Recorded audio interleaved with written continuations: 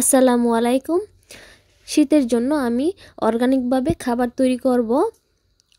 আর শীতকাল তো চলে এসেছে, আমাদের গ্রামে অনেক শীত পড়ে, অনেক কুয়াশা ও শীত। মুরগি এক জায়গায় সব বসে থাকে, আর ওদেরকে ভিজা খাবার দিতে পারবো না, সেই জন্য ওদের জন্য শুকনা খাবার তৈরি করছি আমি। সব কিছু কিনে এনে তারপরে অর্গানিকভাবে খাবারটা আমি তৈরি করছি, কম খরচেই খাবারটা তৈরি করছি। তো চলেন তাহলে কিভাবে আমি খাবারটা তৈরি করছি সেটা দেখাই। এখানে আমি 5 কেজি ভুট্টার গুঁড়া নিছি, আর 5 কেজি নিছি ব্রয়লার,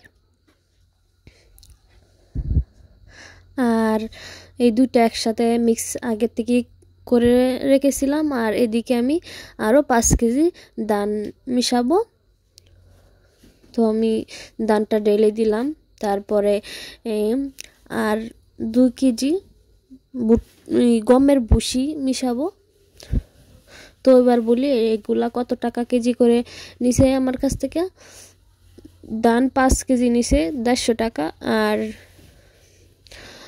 ভুট্টা নিছে 45 টাকা কেজি, আর ব্রয়লার নিছে 75 টাকা কেজি, আর গমের ভুসি 50 টাকা কেজি। টোটাল সব মিলিয়ে আমার 50 টাকার মতো কেজি পড়েছে। সবগুলো একসাথে মিক্স করে কেজি হিসাবে 50 টাকা কেজি পড়েছে। তো আমি সবগুলো একসাথে মিক্স করে নেব। তো ভালোভাবে মিশাতে হবে যেন চিটিয়ে বিটিয়ে না থাকে। তো আমি সবগুলা সুন্দরভাবে মিশিয়ে তারপরে একটা বড় বক্সে, আমার বালতি আছে, মুখ ঢাকনা সহ বালতি আছে, ওই ঢাকনায় আমি সংগ্রহ করব। কারণ এটি তো আর একদিনে শেষ হয়ে যাবে না, সময় লাগবে শেষ হতে। আমার এখানে 16 কেজি 17 কেজি খাবার হয়েছে, দেখি কয়দিন যায়। তো আমার মুরগিদের জন্য আর কি শুকনা খাবার, ওইগুলাই আমি দেব।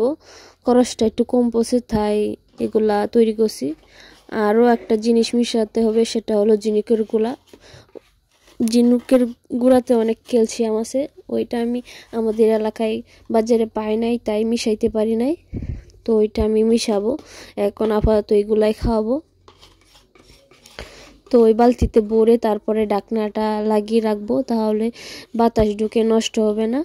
আর এদিকে আমার মুরগিগুলারে আমি খাইতে দিছি, বড় মুরগিগুলারে আমি আগে খাইতে দিছি, তারপরে এই ফার্মি বাচ্চাটা আমি খাইতে দিছি।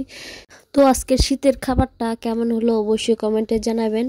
এগুলা কি ভালো হয়েছে নাকি আমার খাবার তৈরির নিয়মটা।